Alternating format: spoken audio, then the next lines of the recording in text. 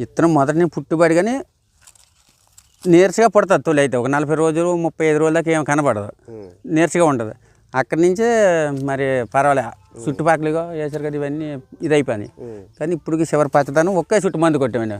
అందులో కొడదాం అనుకోను, మనం కొట్టలేపోను. కానీ బాగా వచ్చింది. పురుగు తినేద్దేటి ఏమి ఉండదేమో మేము అనుకోను. ఎరువు కూడా ఒక దప్ప పెట్టాము, ఎరువు పోద్దేమో అనుకున్నాం. కానీ మొక్క ఏరు బలం కానీ చివరి ఆహారం కానీ చాలా వచ్చిన రైతులు అందరూ బాగా ఉన్నాయి. మరి ఈసారి నీది హైలైట్ అని చెప్తున్నారు.